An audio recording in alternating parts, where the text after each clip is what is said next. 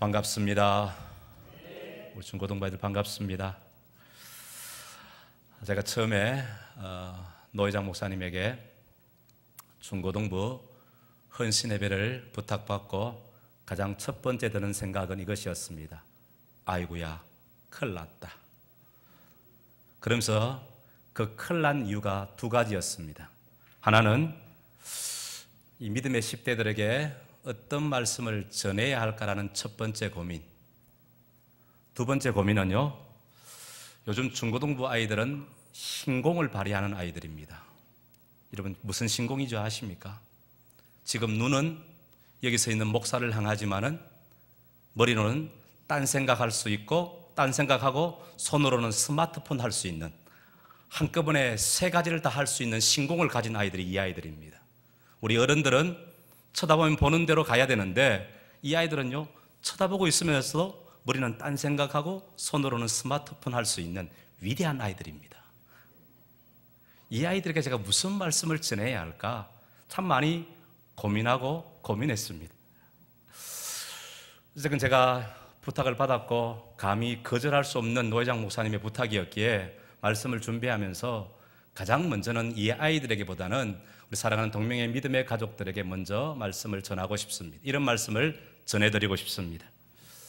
오늘날 한국교회에 가장 큰 위기가 있다면은 그 무엇보다도 교회 세속화도 있고 여러 가지 문제들이 있지만은 그 무엇보다도 신앙의 대익기가 이루어지지 않고 있다는 겁니다. 다시 말해서 신앙의 대익기가 이루어지지 않으면은 결국 하나님의 은혜가 끊겨질 수 있고, 그러면 한국 교회의 미래가 어두워질 수밖에 없다라는 겁니다. 제가 우리 사랑하는 믿음의 부모님들께 이렇게 한번 여쭤보고 싶습니다. 사랑하는 내 자녀들이 악하고 패역한 시대를 살아가면서 풍성한 물질이 이 아이들을 지켜주겠습니까? 아니면 하나님의 은혜가 이 아이들을 지켜주겠습니까? 대답은 잘하시죠. 또 한 가지만 더 질문하겠습니다. 내 자녀가, 사랑하는 내 자녀가 진짜 성공한 자녀가 되어지기 위해서는 풍성한 물질이 더 필요하겠습니까? 하나님의 은혜가 더 필요하겠습니까? 맞습니까?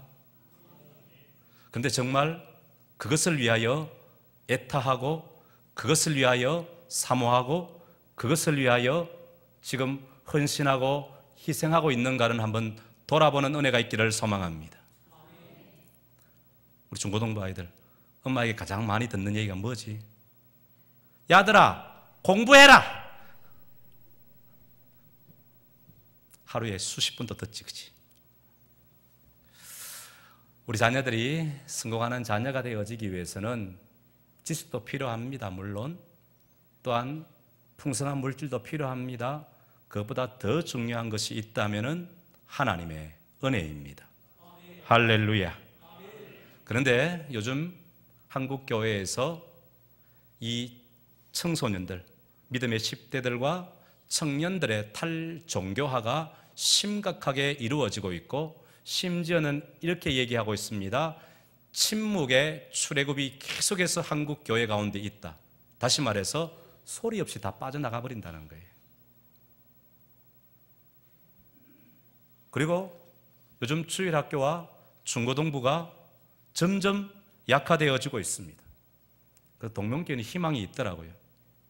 제가 오늘 오기 전에 우리 교회 부장 집사님께서 목사님 오늘 어디 가십니까? 라고, 중고등부 부장 집사님이 어디 가십니까? 라고 묻길래 동명교회 간다라고 했더니 목사님 동명교회 이번에 2등 했어요. 목사님 광고하셨죠? 2등 했대요. 희망이 막 비잖아요. 그죠? 그런데 우리 사랑하는 아이들 앞에 놓여져 있는 현실이 녹록하지가 않습니다. 한번 물어봅시다. 힘들죠? 어렵지?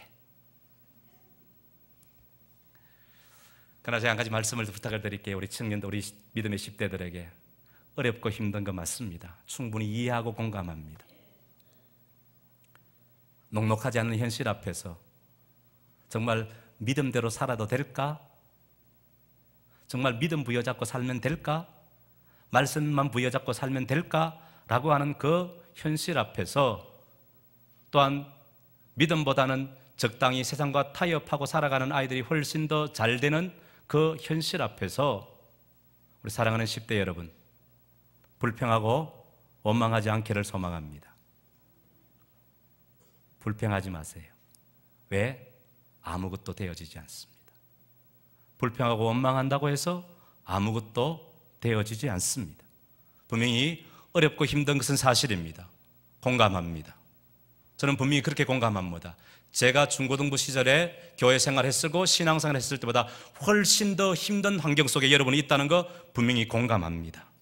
그러나 그 속에서 아름다운 신앙의 승리를 이루는 복된 믿음의 10대들 되어질 수 있기를 주님의 이름으로 먼저 축복합니다. 그렇다면 어떻게 해야 될까요?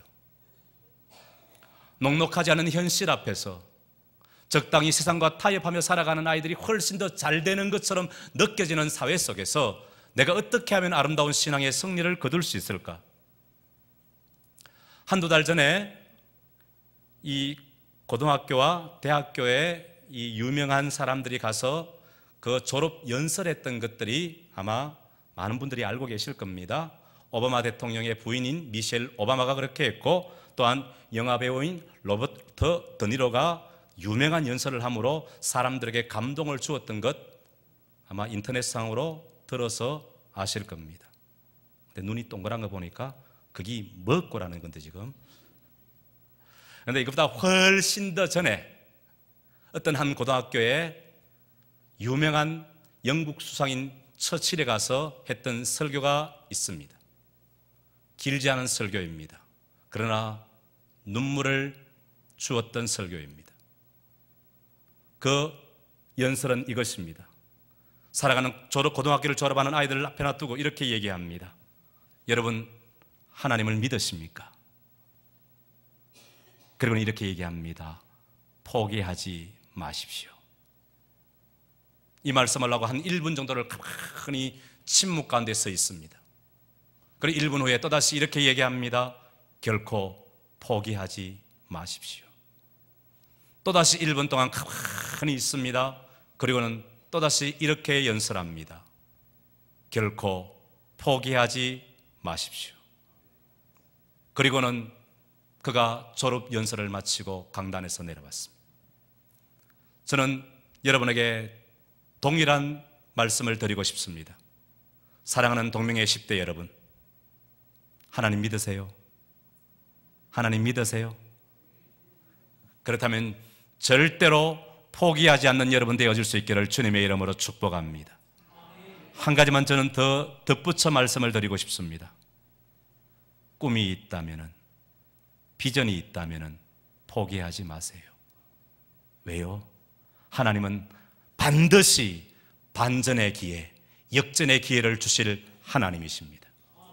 지금은 안 되는 것 같아도, 지금은 안 될 것 같아도, 지금은 아무것도 이루지 못할 것 같아도, 꿈만 있다면, 비전만 소유하고 있다면 하나님은 반드시 여러분들에게 반전의 역전의 기회를 주실 하나님이십니다. 할렐루야. 한번 따라해 볼까요? 10대들. 하나님은 결코 포기하지 않습니다. 누구에 대해서요? 여러분에 대해서요. 하나님은 여러분에 대해서 절대로 포기하지 않습니다. 그러기에 한마디 더 고백합시다. 나도 절대 포기하지 않습니다. 할렐루야. 하나님이 나에 대해서 절대 포기하지 않아요. 하나님이 여러분을 지금도 붙들고 계세요. 그러기에 여러분, 믿음대로 살아가는 것, 말씀대로 살아가는 것, 절대로 포기하지 아니하는 은혜가 여러분에게 있기를 소망합니다. 이것이 여러분의 신앙 고백되어지는 은혜가 있어질 수 있기를 소망합니다. 어쩌면은요, 성경 전체가 바로 여러분들에게 주는 것이 이것이 아닌가 생각을 합니다. 소망요. 하나님을 믿느냐? 포기하지 마. 봐, 이렇게 어려웠던 믿음의 선진들의 이야기가 있지 않니? 그들이 성공했잖아. 그들이 역전했잖아. 그들의 반전의 이야기가 기록되어져 있잖아. 그러기에 너희들도 포기하지 마. 어쩌면 성경이 우리들에게 주는 중요한 메시지입니다.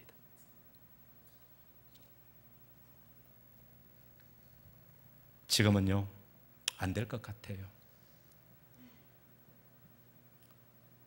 목사가 목회를 하면서 그런 생각 들 때가 많아요. 야, 이게 맞을까? 과연 말씀대로 가는 게 맞을까? 적당히 세상과 손잡고 걸어가면 잘 될 것 같고 잘 되는 것처럼 보여지는 이런 상황 속에서 야, 내가 뭐라고 이렇게 믿음 붙들고 말씀 붙들고 갈까? 그러나 바로 그 자리에, 바로 그때에 우리를 통하여 반전의 이야기를 기록해 나가시는 하나님이십니다. 여러분, 혹시나 역사에 대한 영어가 뭔지 알아요? 예? 히스토리. 똑똑하거든. 히스토리가 뭔지 알아요? 풀면은 그의 이야기잖아요. His story. 그의 이야기. 그가 누구예요? 하나님이에요. 하나님이 나를 통하여 적어가는 이야기가 역사예요. 지금도 하나님께서는 여러분을 통하여 그런 이야기를 기록하고 싶어 해요. 꿈을 가진 여러분을 위해서, 비전을 가진 여러분을 위해서, 비전을 가진 여러분, 꿈을 가진 여러분을 통하여 지금도 하나님의 아름다운 이야기를 기록해 나가길 원하시는 하나님이 지금도 여러분이 아버지라 부르는 하나님이세요. 그러기에 좀 힘들더라도, 어렵더라도 여러분 포기하지 아니하는 은혜가 여러분 가운데 있기를 소망합니다. 에스겔서 37장 11절을 바라면 이런 말씀이 있어요. 또 내게 이르시되 인자야, 이 뼈들이 이스라엘 온 족속이라. 그들이 이르기를 우리의 뼈들은 말랐고 우리의 소망은 없어졌으니 우리는 다 멸절되었다 하느니라. 무슨 고백인 줄 알아요? 한마디로 얘기하면 이것이에요. 이스라엘 백성들이 야, 이제 끝났다. 우리에겐 소망 없어. 야, 이거는 우리 희망 없어. 이제 끝났어. 내 인생 끝났어. 근데 성경은 이렇게 해서 말씀을 마치고 있지 않아요.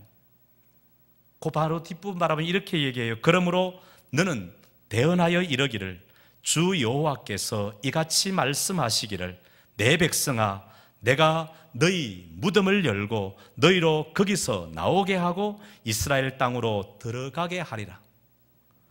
야, 난 이제 끝났어. 난 멸절되었어. 내게는 소망이 없어. 아무 가능성도 없어. 이제 내 인생 끝낼 거야. 포기하고 싶은 그들에게 야, 아직 끝나지 않았어. 그러면서 뭘 얘기하는지 알아요? 하나님이 내가 그렇게 해줄게. 내가 다시금 너희에게 기회를 줄게. 내가 다시금 너희들로 하여금 반전의 이야기가 기록되어지도록, 역전의 이야기가 기록되어지도록, 봐라, 역시 이스라엘 백성들이다. 이스라엘 백성 뒤에는 역시 하나님이 계시니까 저들의 삶 한번 봐라 라고 얘기할 정도로, 그렇게 기록할 수 있도록 하나님께서 그렇게 하시겠다는 거예요. 저는 오늘 여러분과 이 이야기를 나누고 싶습니다. 오늘 본문이 바로 그 내용이잖아요. 오늘 본문은 우리가 너무너무 잘 아는 요셉의 이야기잖아요. 오늘 본문은요, 요셉이 억울한 감옥 속에 들어간 상황이에요. 요셉 누군지 알아요? 액션을 좀 취해봐. 리액션 좀 줘야 내가 하지. 요셉이 누군지 알아요? 우리는 요셉을 너무 잘 알고 있습니다. 꿈을 가진 요셉, 하나님의 비전을 품은 요셉, 너무 정직했어요. 꿈이 있었기에, 비전을 소유했기에 의롭게 살았어요. 좀 속된 단어 쓰면요, 요셉이 죄라고는요, 하나님을 신뢰한 죄밖에 없어요. 하나님을 믿은 죄밖에 없어요. 자신에게 꿈을 준 하나님, 자신에게 하나님의 나라라는 거룩한 비전을 품게 하신 그 하나님을 믿은 죄밖에 없어요. 그런데 억울한 감옥 속에 갇혀 있었어. 근데 그거 알아요? 요셉이 기가 막힌 상황 속에서요, 내 잘 살았는데, 난 믿음대로 살았는데 왜 이런 연약한 상황 속에 당해야 돼? 라고 원망하지 않았다는 거예요. 내가 얼마나 그동안 힘들게 살았는지 하나님 뻔히 아시면서 어떻게 하나님이 내한테 이렇게 하실 수 있어? 하나님에 대해서도 원망하지 않았어요. 왜인지 알아요? 왜 그가 사람에 대해서 또는 하나님에 대해서 불평하지 않은 줄 알아요? 불평하고 원망하는 순간요, 우리에게서 하나님의 꿈이 떠나가요.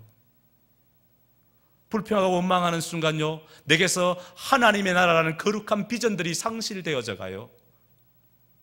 더 나아가서 우리가 원망하고 불평하면요, 하나님께서 우리에게 주신 기회로 볼 수가 없어요. 여러분, 오늘 본문의 내용이 여러분 기회처럼 보여져요? 그러나 요셉은 꿈을 가졌기에, 하나님의 비전을 가졌기에 참 척박한 이 환경이란, 어려운 이 환경이라는 것이 오히려 본인에게는 뭐로 와닿았습니까? 기회로 와닿았어요. 반전의 이야기를 기록할 아름다운 기회로. 지금 여러분의 어려움, 부모님도 내 마음 모르지. 여기서 있는 목사도 중3짜리 딸이 있어요. 싸우기 매일매일 일 갔다가 이제 중3 올라오니까 덜 싸웁니다. 중2 때까지는 매일 싸웠습니다. 뭐가 싸웠을까요? 스마트폰 가지고. 제가 스마트폰과 싸우면서 갑자기 작년에 어떤 이런 이야기를 듣고 싸우지는 않았는데, 어떤 목사님이 중2짜리 되는 딸이 매일 스마트폰 가지고 계속 있길래, 야, 이놈의 짜스가 집에 돌아왔으면 좀 쉬라, 쉬. 그러니까 그 중2 되는 아들이 뭐라고 했는지 아세요? 스마트폰 하면서, 아빠, 나는 이게 쉬는 거야. 그리고는 생각이 바뀌었다라는 거예요. 아, 그렇구나. 내가 생각하는 쉼과 이 아이가 생각하는 쉼과 좀 다르구나. 그래서 저도 작년 후반기부터는 스마트폰 가지고 얘기를 안 합니다. 그러니까 평화가 찾아오더라고. 여러분, 참 힘들어요. 어려워요. 그래서 유일하게 어떤 위로를 받을 것이 있다면 스마트폰밖에 없는 거 저도 알아요. 집에서 들어가면은, 학원 갔다가 늦게 들어오면은 엄마가 한다는 말, 공부. 참 힘들죠, 그죠? 어른들이 만들어 놓은 그 제도화된 그 현실 앞에서 여러분들의 꿈을 펼치기가 참 힘들어요. 어려워요. 맞아요. 눈물 나기 싫어요. 탈출하고 싶기도 해요. 다 내려놓고 싶기도 해요. 그렇다고 친구 관계가 또 원만하나 그렇지 않잖아요. 믿음 가졌다는 그 한 가지 이유만으로 우리가 때로는 친구들 사이에서 왕따 당하는 그런 삶의 현실도 있잖아요. 그러나 여러분의 그 어려운 현실 앞에서 원망하면, 불평하면 내게서 꿈이 상실되어져 가고, 더 나아가서 하나님께서 내게 주신 기회를 볼지 못하는 안타까운 현실 가운데 나아갈 수 있다는 거예요. 사랑하는 믿음의 가족, 동명의 믿음의 가족 여러분, 우리들도 동일합니다. 내가 원하지 않는 환경 속에서, 내가 바라지 않는 상황 속에서 우리들도 원망하고 불평하면 그 상황 속에 하나님께서 우리에게 반전의 이야기를 기록하실 그 기회에 우리도 캐치하지 못할 수가 있음을 기억해야만 합니다. 저는 그 어려운 현실 앞에서, 그 힘든 상황 앞에서, 솔직히 눈물 나는 그 상황 앞에서 여러분들이 하나님의 기회로 볼 줄 아는 은혜가 있어질 수 있기를 소망합니다. 오늘 요셉이 이 어려운 현실 앞에서, 이 힘든 상황 앞에서 그가 두 관원장을 만나는 그것들을 기회로 삼아서 민족을 구원하는 아름다운 꿈을 이루는 자리 가운데 나아갔던 것처럼 여러분들도 동일한 은혜가 있어질 수 있기를 소망합니다. 답답한 상황 앞에서 다 때려치우고 싶은 상황들이 되어지지만, 그래도 그 상황 속에서 여러분이 꿈을 잊어버리지 않기를 소망합니다. 여러분에게 주신 하나님의 아름다운 비전을 가질 수 있기를 소망합니다. 그래서 내게 주신 하나님의 거룩한 기회가 기회로 포착되어져서 그것을 통하여 요셉이 가족들을 살렸고 민족들을 살리는 아름다운 자리 가운데 나아갔던 것처럼 여러분도 그런 은혜가 있어질 수 있기를 소망합니다. 그거 아세요? 하나님 내 형편 모르실까요? 하나님 내 상황 모르실까요? 그리고 그 하나님께서 내 형편과 내 상황 바꾸실 수 없는 하나님이실까요? 아니잖아요. 사망의 음침한 골짜기와 같은 그 어둡고 힘든 현실 앞에서도 여러분, 꿈이 있다면 기회는 반드시 있습니다. 비전을 소유하고 있으면 반드시 여러분을 통하여 반전의 이야기를 기록하실 하나님의 기회는 반드시 있습니다. 아니, 반드시 주십니다. 반드시 여러분을 통하여서 하나님의 하나님 되심을 보여줄 그 아름다운 이야기를 기록하실 그 하나님의 능력을 보게 하실 하나님이십니다. 그러기에 여러분, 힘든 현실, 어려운 여건, 사실 부모들이 몰라요. 그래도 너 그때가 제일 좋았지. 속으로 그렇잖아요. 엄마가 내 대 말하고 마마. 그런 말 이까지 티 나오다가 또 한 방 맞을까 싶어서 말하지 못하는 여러분의 현실, 제발 한 가지만 부탁할게요. 꿈을 잃어버리지 마세요. 비전 잃어버리지 마세요. 여러분이 그 꿈을 부여잡고 믿음대로 말씀대로 나아가는 반드시 하나님께서는 여러분에게 반전의 기회를 주실 하나님이십니다. 그래서 떳떳하게 자 봐! 하나님이 나를 통하여 이야기를 기록하셨잖아. 하나님이 나를 통하여 놀라운 하나님의 하나님 되심을 보여주시잖아. 여러분이 자신 있고 당당하게 그 이야기를 할 수 있게끔 만들어주실 하나님이십니다.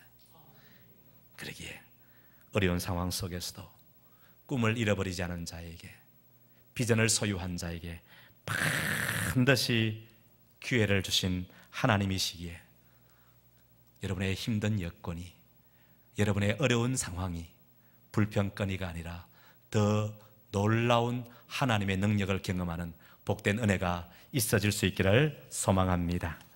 한 가지만 더 짧게 살펴보고 말씀을 마치고자 합니다. 우리 4절 같이 한번 볼까요? 오늘 본문 4절 같이 한번 보십시다. 4절 같이 크게 한번 읽으십시다. 시작.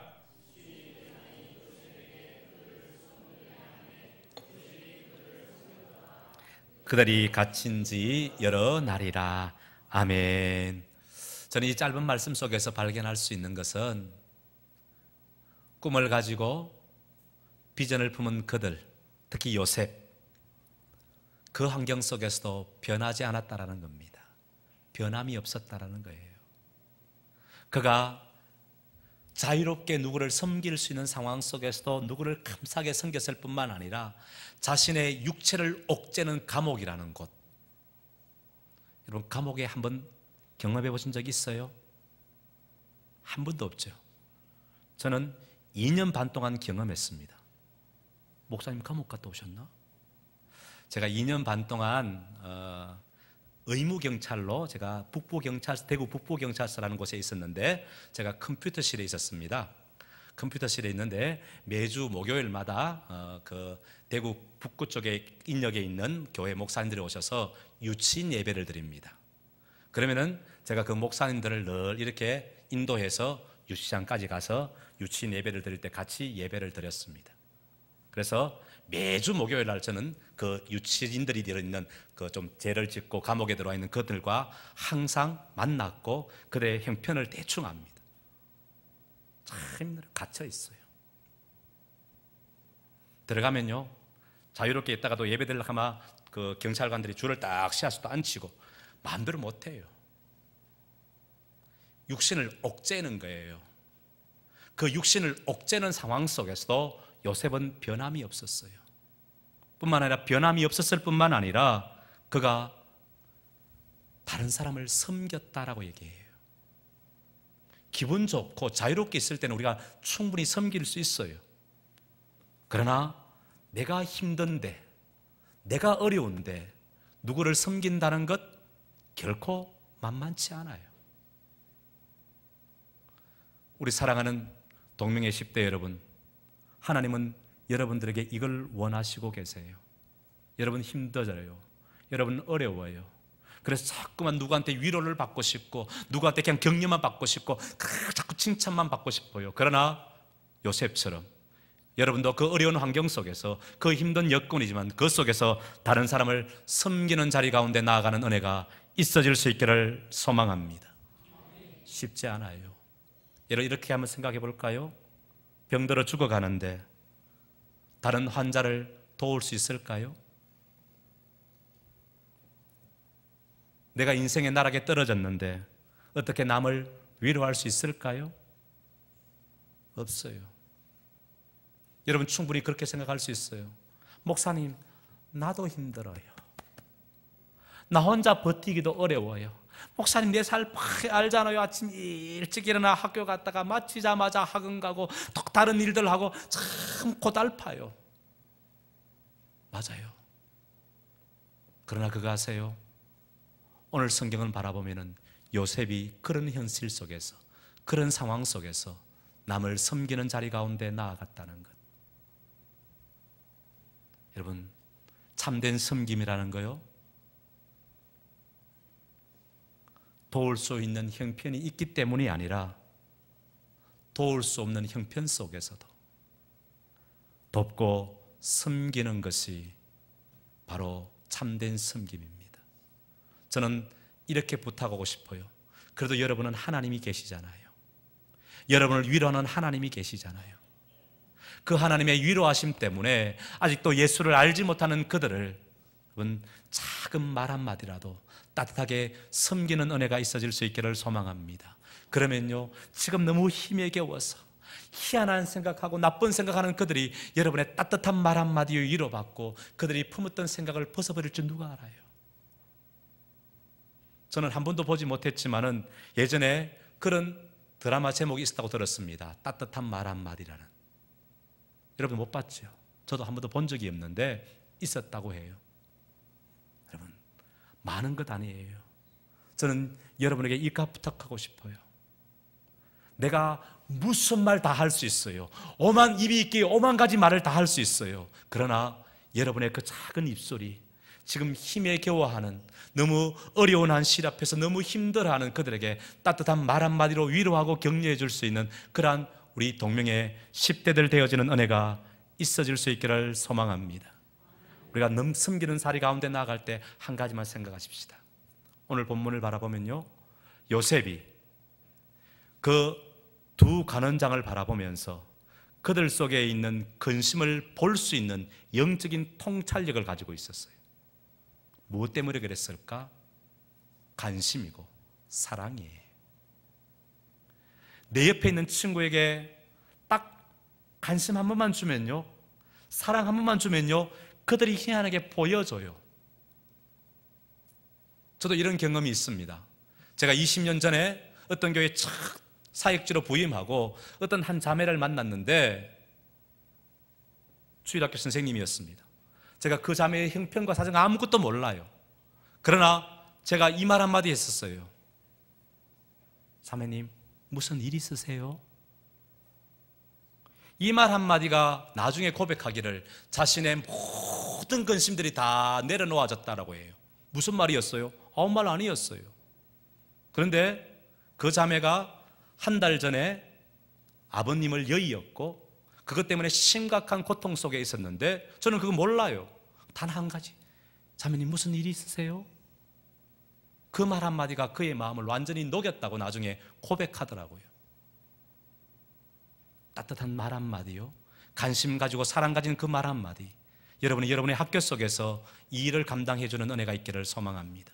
학교라는 현실이 참 힘들지만은, 참 어려운 곳이지만은, 서로 경쟁되어져서 서로 치열한 경쟁 속에 있지만은 자를 눌러야만 내가 올라가고, 자를 눌러야만 내 신성적 좀 좋은 등급 받고. 제가 보니까 그래요. 우리 딸이 지금 고등학교 올라가야 되니까 요새 내신으로 간다 그러더라고요. 그렇게 눌러야 되는 거예요. 분명히 경쟁 상대예요. 하지만은 바로 그 아이에게 따뜻한 관심과 사랑을 가지고 말 한마디 해주는 그거, 이것이 진짜 여러분들에게 필요한 것 아닌가?